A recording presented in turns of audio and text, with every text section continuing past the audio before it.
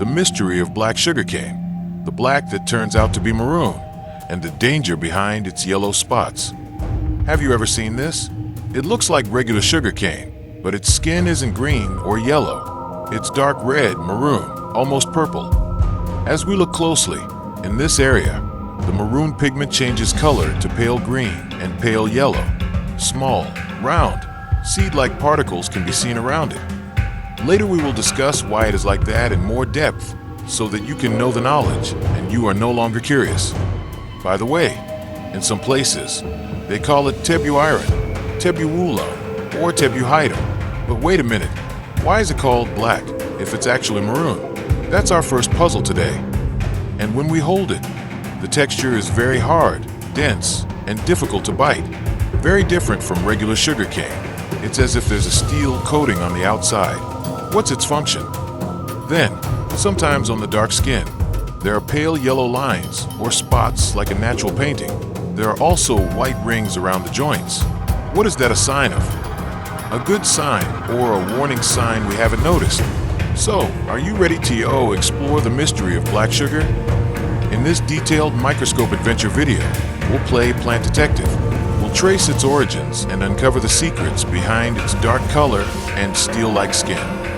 And most importantly, we will investigate the strange signs on its skin, which could be an important message for our health.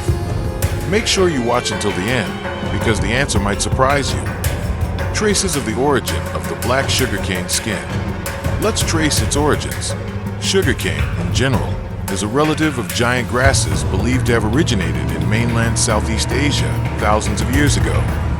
But this black sugarcane is a local variety, a heritage inherited from our ancestors. As we observe, the original color of the black sugarcane skin is maroon, but long spots are starting to appear. Among the many varieties of sugarcane, this black sugarcane has always been a unique favorite. It's not grown en masse for sugar factories like yellow sugarcane. It grows in yards, small gardens, and is sold by traditional traders.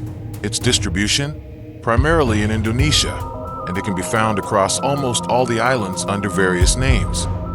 From Bali to Java, from Sumatra, and perhaps even Sulawesi, it's spread, carried by culture and beliefs about its properties. So, it's our own rich biodiversity. Unraveling the color and name puzzle. Back to the original riddle. If the skin is maroon, why is it called black? Well, this is a clever trick of nature. The secret isn't in the skin, but in the flesh. Have you ever seen freshly squeezed black sugarcane juice? You might have seen it on social media. Regular sugarcane juice is usually clear or light green, but this sugarcane juice is dark, brown, almost black. That's where it gets its name. The ancients named it after what they saw and consumed its black juice. The exotic maroon skin color was merely a cover. The dark color of both the skin and the juice comes from a very powerful antioxidant pigment called anthocyanin. Anthocyanins are the same pigments that give blueberries and eggplant their purple color. Think of it like a natural shield. These anthocyanins act as the plant's bodyguard, protecting its cells from damage. And when we consume them, we also benefit from these bodyguards. But we'll get to that later. The mystery of steel skin and danger alarms in the skin.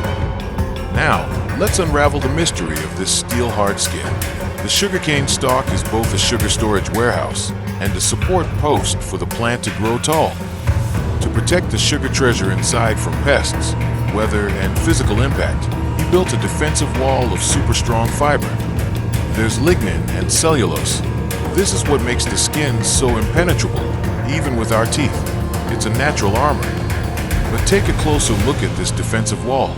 What does it mean if pale yellow spots, stripes, or white rings appear on this tough armor? This is an emergency message from the plant. It's not decorative. It's a symptom of a fungal attack, one called Staganosporus saccharine, which causes sugarcane leaf scorch. This fungus attacks, reducing the plant's ability to photosynthesize. The plant is sick. So, the crucial question is, if we find sugarcane with these symptoms, is it still safe to chew or squeeze? The answer is caution. It is highly recommended not to consume it. Why? Diseased plants significantly reduce the quality of their sweet juice. benefits and wise consumption. So, what are the benefits of this black fruit? All its goodness, especially its high anthocyanin and antioxidant content, is found in its juicy stem, not its tough, steely skin. We don't eat the skin. We peel it, discard the tough skin, and enjoy the fruit.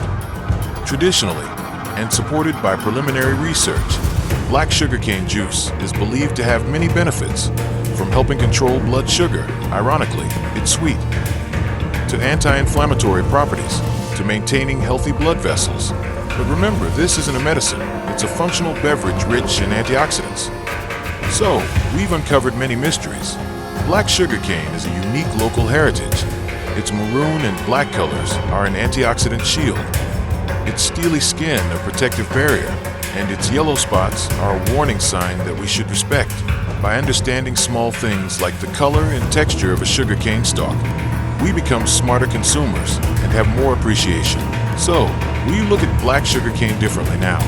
If you have any other experiences or questions about this unique plant, share them in the comments below.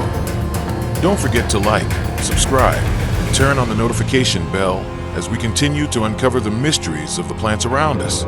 See you on the next adventure.